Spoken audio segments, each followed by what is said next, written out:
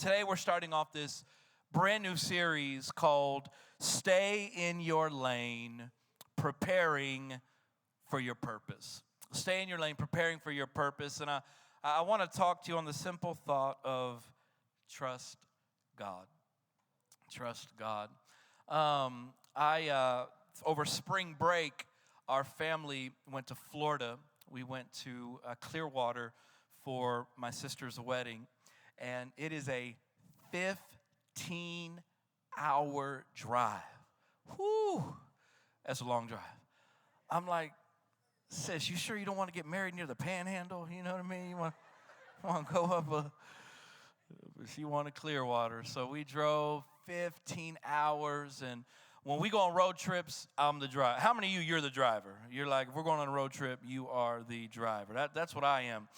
But my speed is like, 4 hours or 7 to 8. That's kind of like my max that I'd like to go, 7 to 8. But this was 15 hours.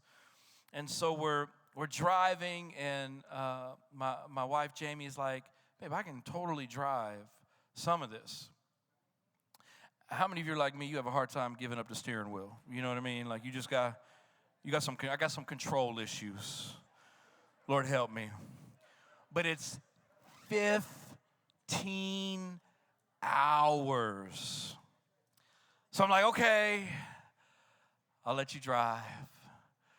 And I'll be honest with you, this has caused some tension in our marriage previously. So I'm like, okay, Chris, it's okay. We're just driving. Let her drive. Don't look. But y'all, I just couldn't help it. I'm like, the curb, hey, you get a little too close to the curb. Hey, you see that car? Oh. Why are you swerving?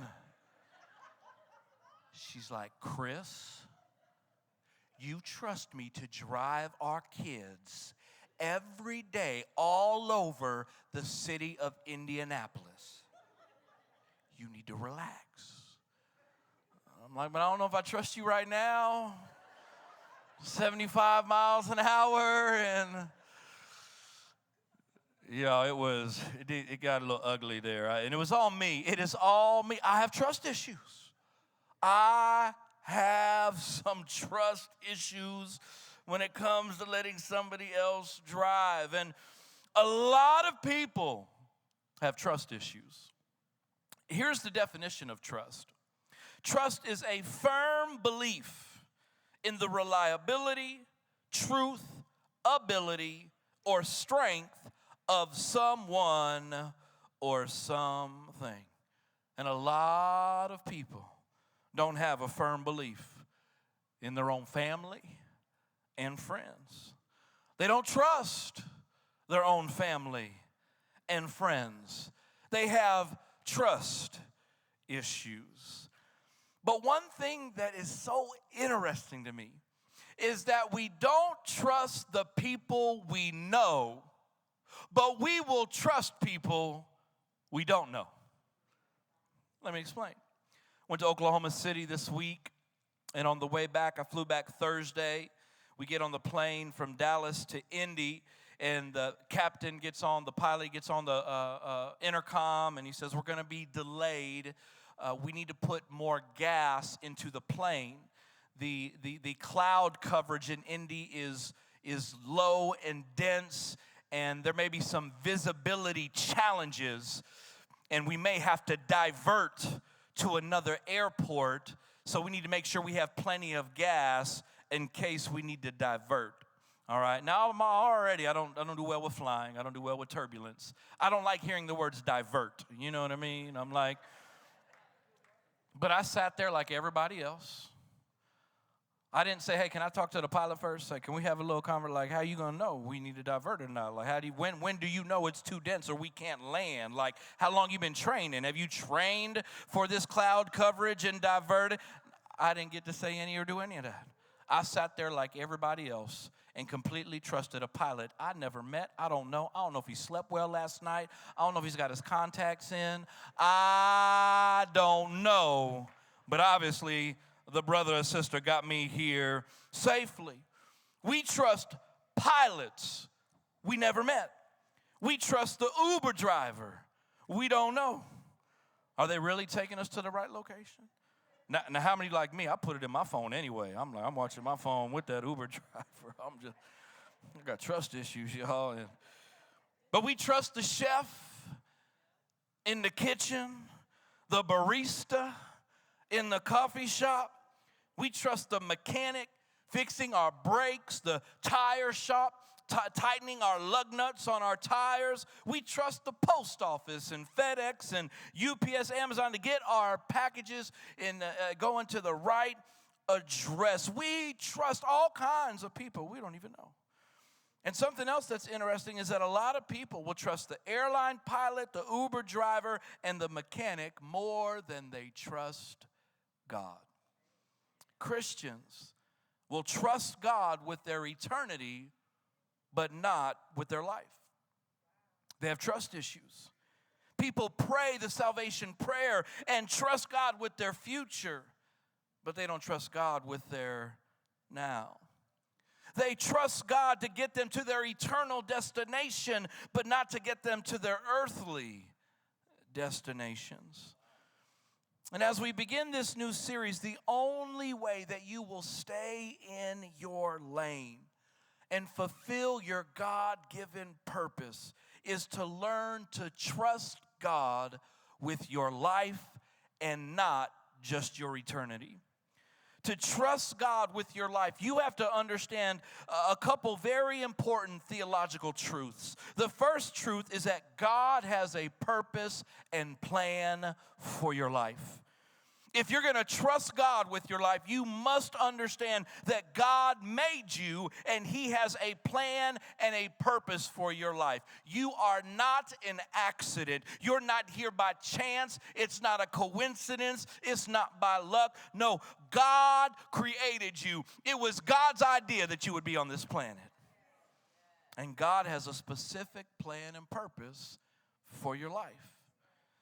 People in the Bible understood this very important theological truth. Look at Isaiah 44:2. This is what the Lord says. He who made you, who formed you in the womb. God made you and He formed you in your mother's womb. Isaiah 49:1. It says, listen to me, you islands. Hear this, you distant nations. Before I was born, the Lord called me. From my mother's womb, He has spoken my name.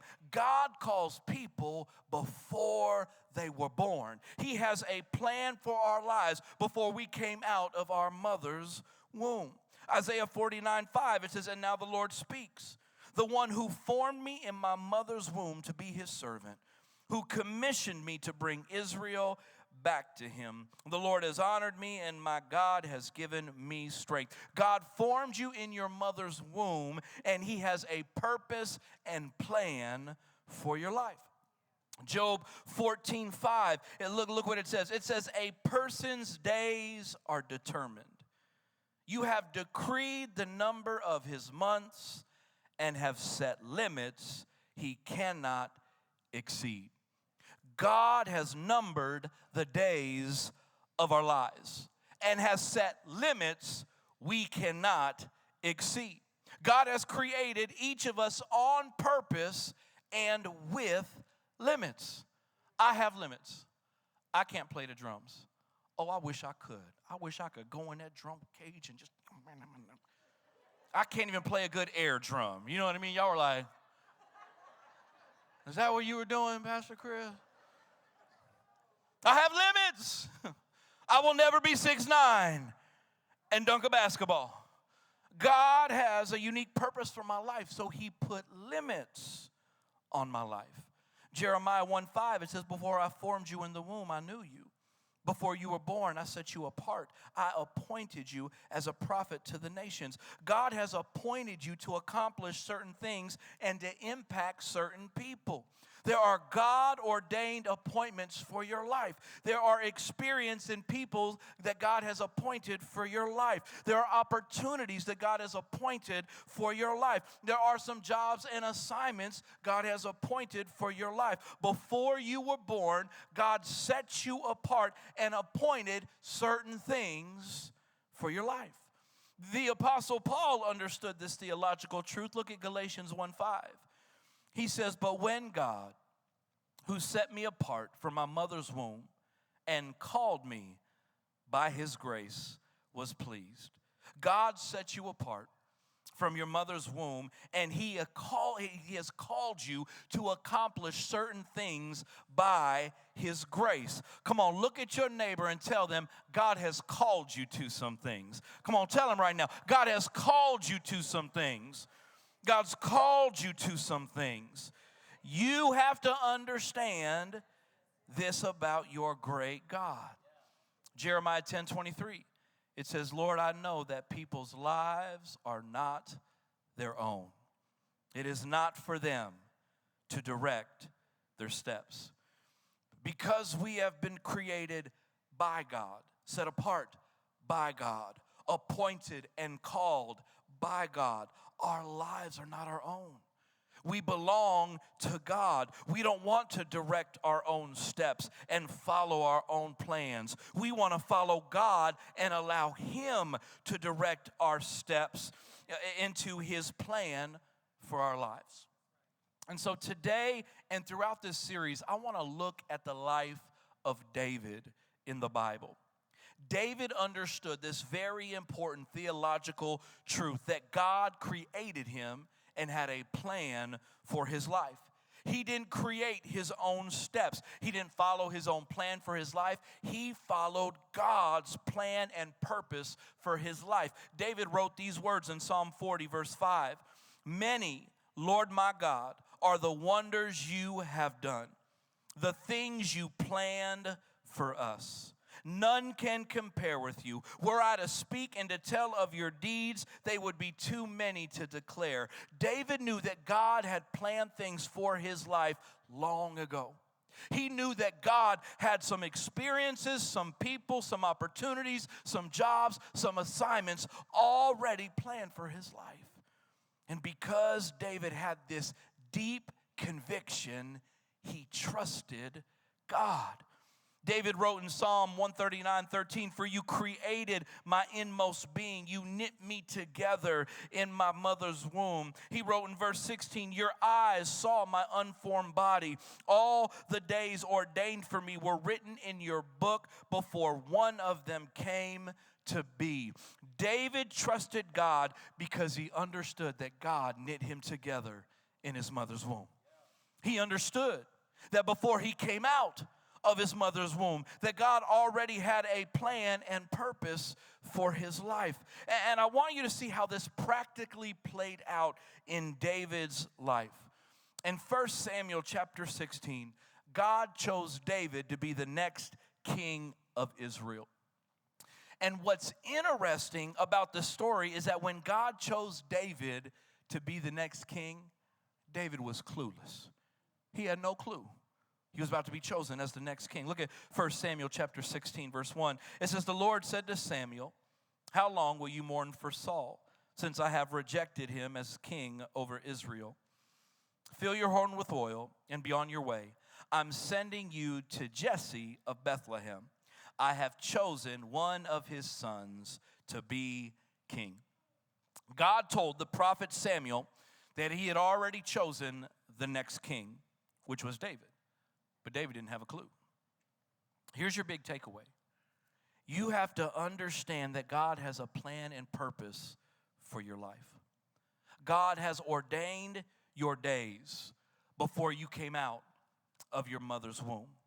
And since this is true, it means God is the one who gives you opportunities, leadership positions, and promotions. Your promotions and opportunities come from God. David wrote this in Psalm 75:7. It is God who judges. He brings one down, he exalts another. David had a deep conviction that God is the one who promotes. God was the one who removed Saul from being king, and God was the one who exalted David to become the king. And what we learn from David is we need to trust God to bring his purpose and his plan to pass in our lives.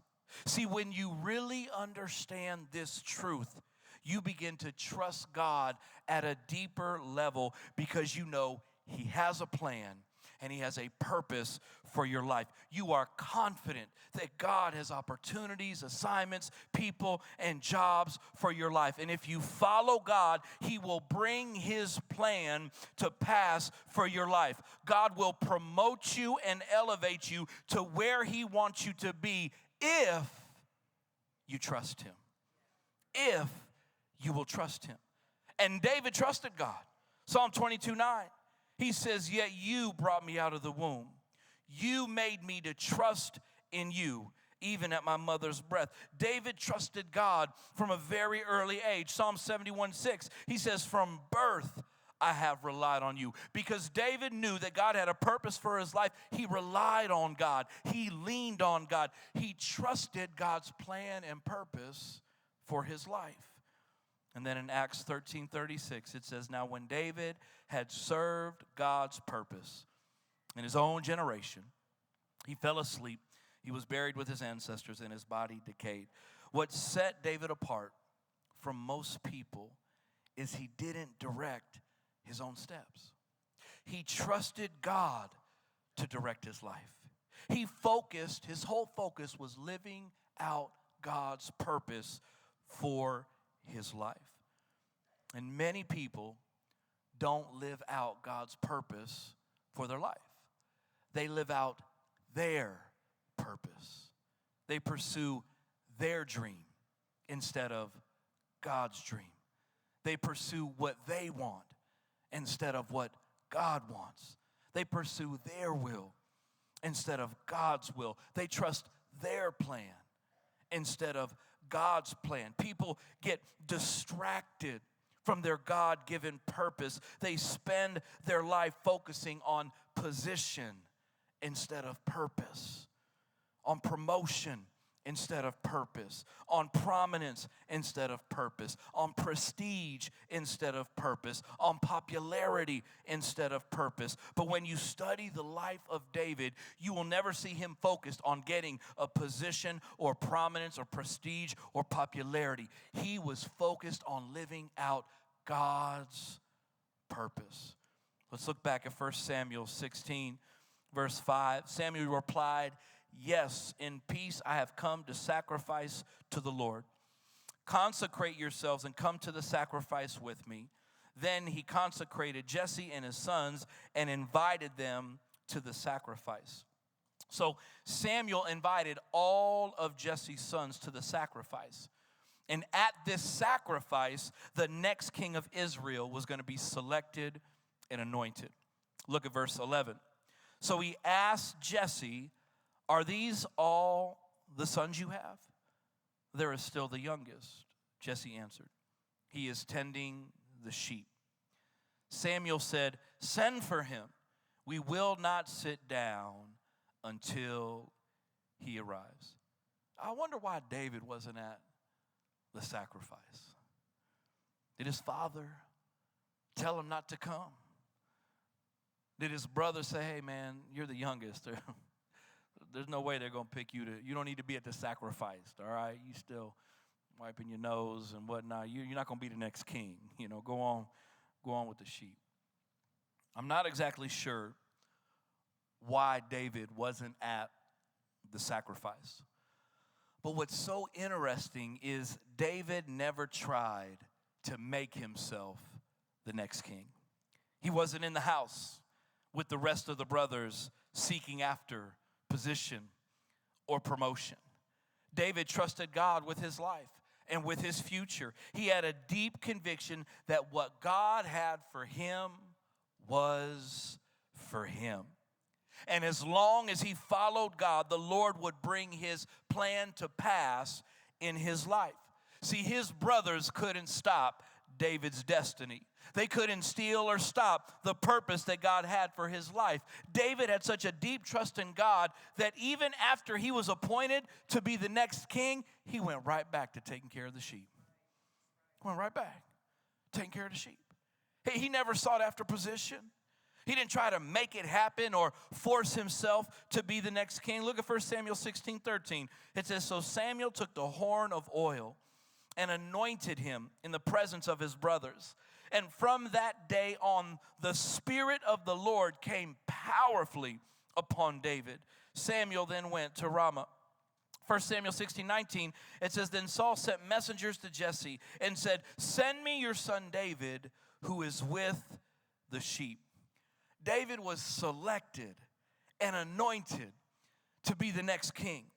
The Spirit of God came on him with power to be the next king. But David went right back to taking care of the sheep. He wasn't seeking a position. He was seeking God's purpose. Shoot, a lot of us would have changed our social media account if we got anointed to be the king. You know what I'm saying? We'd be like, the next king, appointed and anointed. Bow down to the king. You know what I mean? Oh, we wouldn't let everybody know.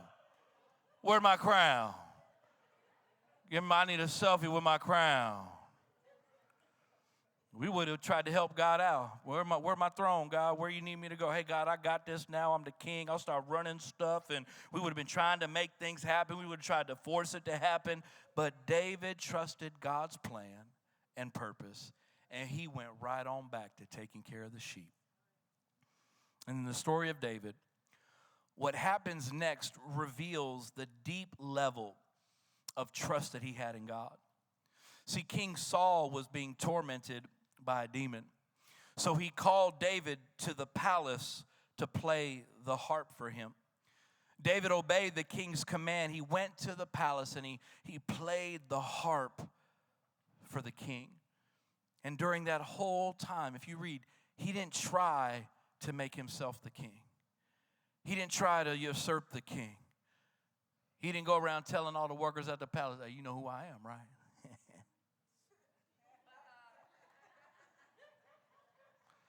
You know what I mean? He didn't try to manipulate. Man, you see the king over here? Man, I think we need to go ahead and make me the king. This dude's crazy over here. Want me to play him a little harp because he's having some nightmares. No. He didn't do any of that. He didn't say, do you know who I am? He didn't try to manipulate the situation or people to make himself king. No. He trusted God and he served the king. He played the harp and trusted God. He focused on seeking God's purpose, not a position. David had a deep conviction that what God had for him was for him. No one could stop God's plan and purpose for his life, not even the current king. All he needed to do was trust and follow God. And some of you are not going to live out God's purpose for your life because you're seeking after the wrong things. You have the wrong focus. You're seeking position, promotion, prominence, prestige, and popularity instead of seeking God's purpose. You're not trusting God. You're trusting yourself. You're spending all your energy fighting for a position. You're spending all your time trying to make yourself look good, trying to prove yourself to people, trying to manipulate people and circumstances. You're tearing others down so you can make yourself look good. You're consumed with jealousy and envy. Why does that person have the job or position? I should have that position. I'm better than them. I'm more qualified than them. I got more experience than them. And perhaps all of that is true. It was true for David. I mean, King Saul had a demon, and David had the Spirit of God on his life. David was definitely more spiritually qualified to be the king. But his focus wasn't on a position. It was on God's purpose. And so here's the question I want you to wrestle with this week. Are you focused on serving God's purpose, or is your focus on position, promotion, prominence, prestige, and popularity. Let me ask it again. Here's the question I want you to wrestle with. Are you focused on serving God's purpose? Or is your focus on position, promotion, prominence, prestige, and popularity? Do you trust God with your future? Or are you trusting you? Are you leaning on God? Or are you leaning on yourself? And you may be saying, well, Pastor, how do I trust God with my future? What does it practically look like to trust God with my life and future? If I shouldn't be focused on position, promotion, prominence, prestige, and popularity, what should I be focused on? Listen, don't miss next Sunday. Matter of fact, don't miss 1 week of this series, because I'm going to tell you what you should be focused on so that you can discover, so that you can stay in your lane, and so that you can live out God's purpose for your life. Don't miss 1 week.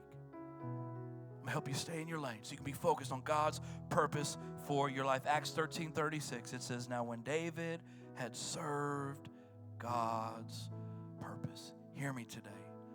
God has good plans for you. He has good plans for you. He has a purpose for your life. You are not an accident. He's got good plans. And if you will trust Him, trust Him, trust Him, trust Him, I'm telling you, you'll be able to discover the good purpose, the good plans that God has for you. That just like David, you'll know what God has for you, He has for you. And so I want to encourage you. Man, be in His house, be in this series. God has something incredible that He wants to do in and through every one of our lives. He has good plans for you.